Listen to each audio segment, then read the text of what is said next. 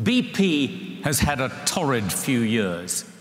Its origins go back to the founding of the Anglo-Persian Oil Company, set up in 1908, just a few years after the IoD. And historically, it's had strong links with the IoD. 20 years ago, Sir Peter Walters was president of the IoD just after he'd been chairman of BP. Since then, much has changed. The Deepwater Horizon spill has had serious environmental and economic consequences and major legal and public relations repercussions for BP. But BP is still the world's 6th largest company by revenues. Today, the chairman of BP is Carl-Henric Svanberg, who is also chairman of Volvo and a former CEO of Ericsson. He's our 2nd Swedish business leader today, and I'm delighted to welcome him today.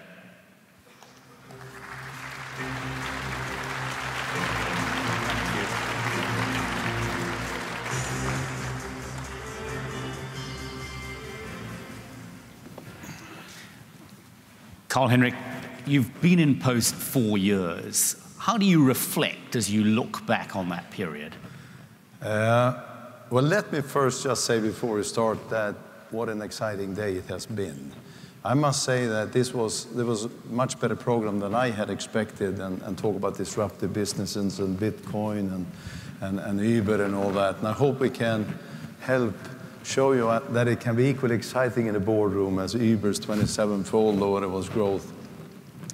To be chairman versus a CEO is obviously quite different.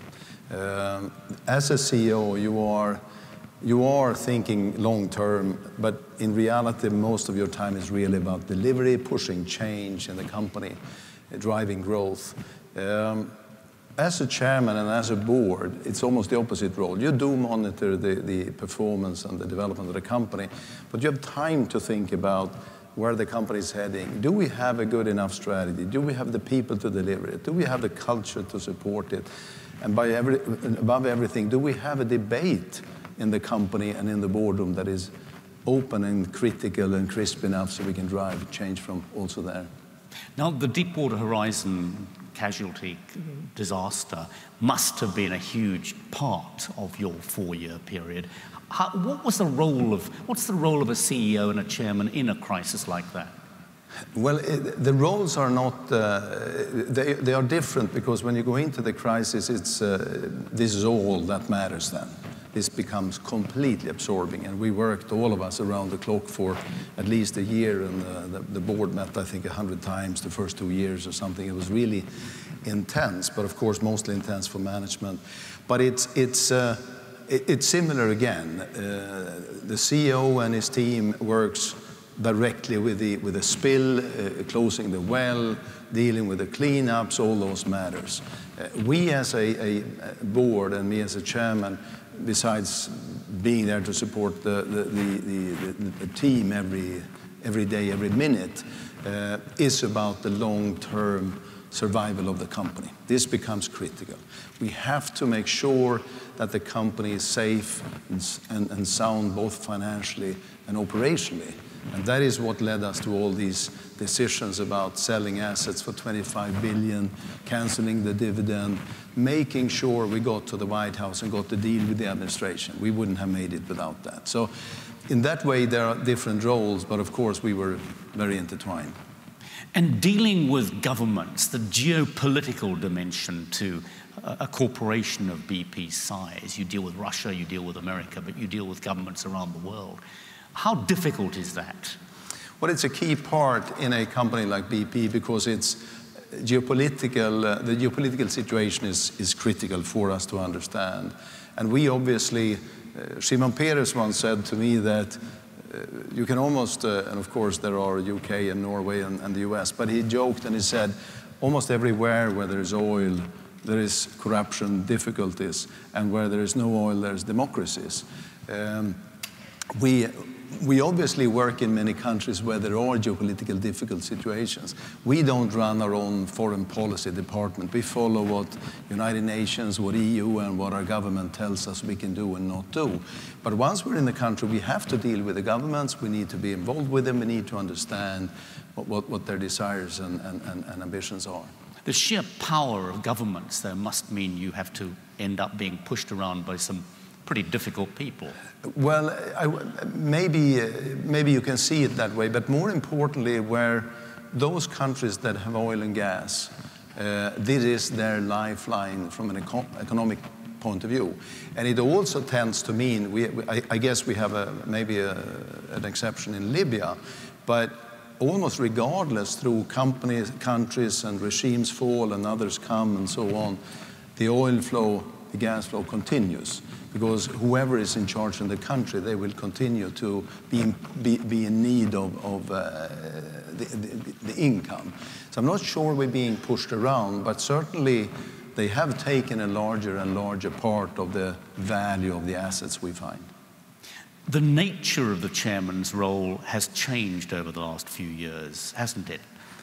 Yeah, it has changed a lot. When I started to work as a CEO in the beginning of the 90s, we had maybe 4 or 5 board meetings in a year, 4 or 5 hours. The CEO was really the person that ran the show. The CEO was all that mattered to the shareholders, for example. Today you have a situation where companies like BP, same thing for Volvo and Ericsson that you mentioned, companies have become dramatically bigger, 5, 10 times bigger. The role to run these large global organizations is very demanding for the CEO. The financial market is demanding.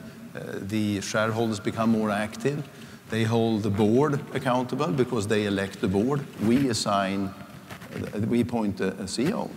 So the board gets much more in the picture, and the CEO tend to work shorter time. Maybe not as in the old days, maybe 15 years, maybe today 5, 8 years. So the board's role becomes much more critical, much more involved. Because the chairman will now run through 2 or 3 CEOs. Yeah, I mean today it's more likely that the chairman sees several CEOs go by, whereas in the old days maybe a CEO will outlast several chairmen. That is a big change. Can we talk about remuneration? I mean, about top executive pay. Yeah. It was another oil man, Jeroen van der Veer, I think, from Shell, who said he was paid a lot, but if he'd been paid twice as much, he said he wouldn't have worked twice as hard, and if he'd been paid half as much, he wouldn't have worked half as hard. Where does pay fit? Well, remuneration is a big deal for any board, obviously, and it's obvious for all of us that executive pay have increased significantly over the last 20-25 years. Creates a lot of debates, irritation. Not everybody's happy with the situation. What drives it is not the fact that you pay someone more to work harder. It's a competitive game. If I look at BP's management team, we have one Brit, we have an Irish guy, we have one from Austria, we have one from Australia, we have people from America, we have one from Turkey. This is a truly global industry where everyone competes for talent and where all these executives continuously have offers from others. So this is the international competitive pressure that drives it up. I think, though, that I think we should now study carefully what happens with a new law that is put in place by the government in this country, where we put up a remuneration policy for vote in the shareholders' meeting, which actually frames quite well what we can pay according to market and how we pay our variable pay, what are the factors we are measuring our variable pay against. So I have some good hope that with this new pay policy that we at least will get more transparency and a more understanding way that we pay. But is it just transparency? I mean, would you agree that top executive pay is too high? Well, it's everybody will have an opinion. I don't think it necessarily helps to speculate on it, because we are stuck with with the international pay levels anyway. So we as a single company cannot do much about it. I think there is, of course, the increased difference between what an executive gets and a normal oil worker gets. When that increases, it builds up tension.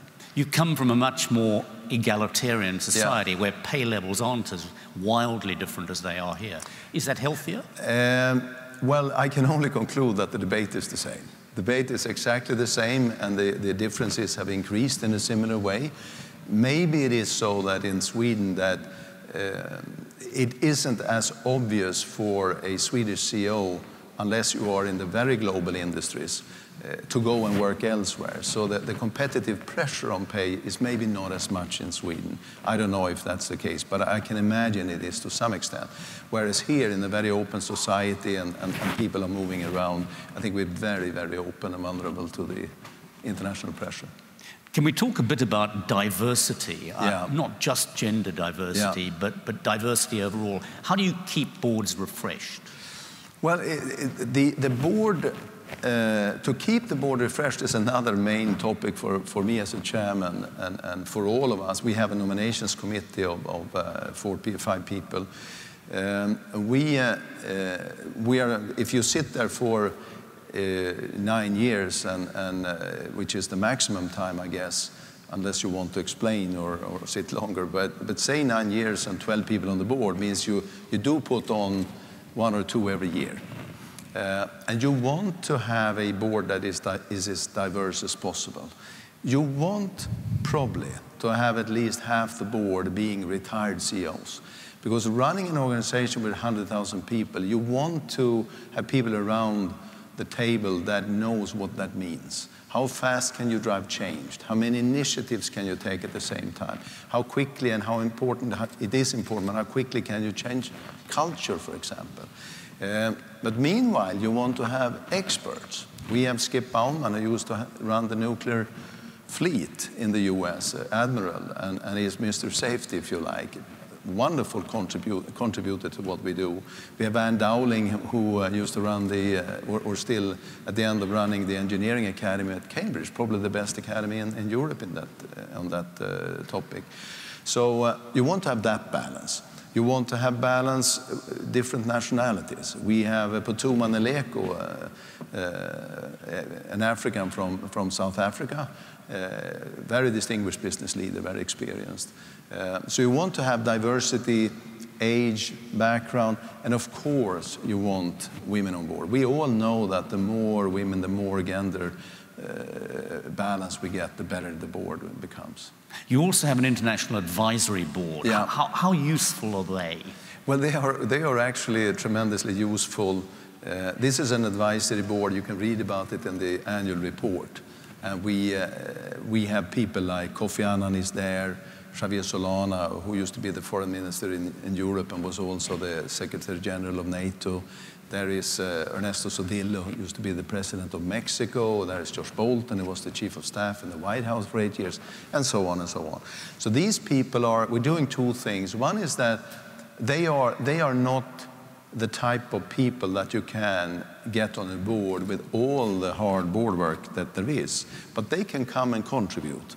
So we have 2 meetings a year when we discuss all the various geopolitical situations.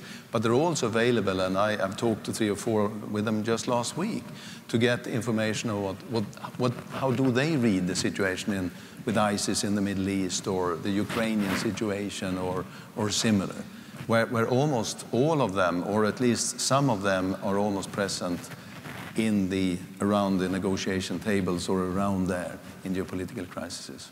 And who sets the strategy in the boards that you chair? Well, I think it's important not to think that non-executive board members can come in and tell the company what to do and what the strategy should be. But so that the proposal and the suggested direction of travel must come from management that works 60, 70 hours a week with this whole thing.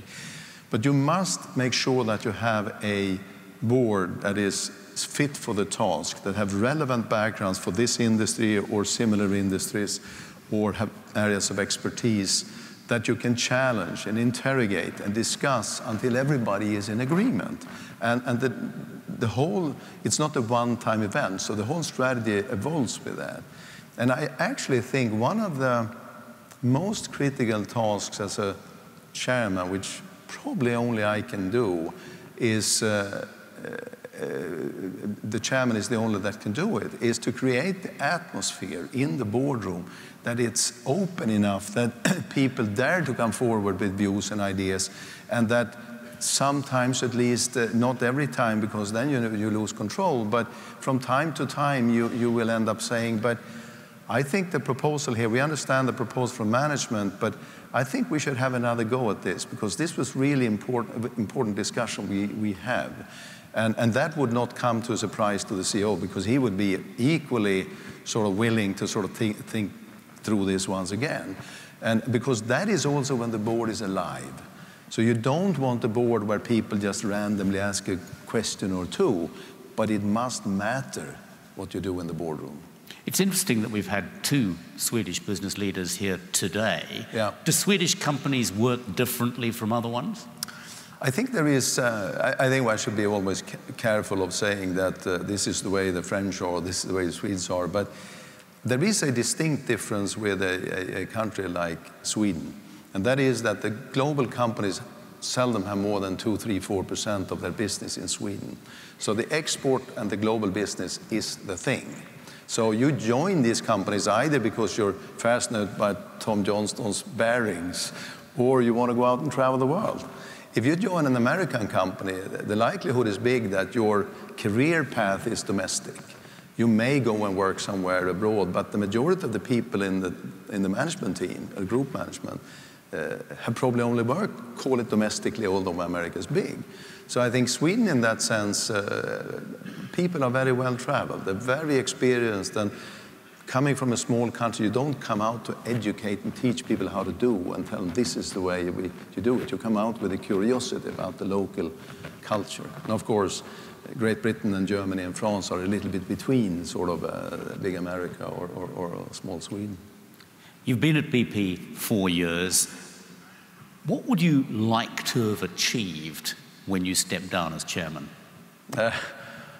Yeah, someone asked me one day, a couple of weeks ago, what if I had thought about what I wanted my legacy to be, and I was kind of thinking about that, because I don't think I've ever thought about legacy. I think for me, everybody has their own view, but I think for me it's the wrong approach. I mean, I'm one of everyone that matters in BP.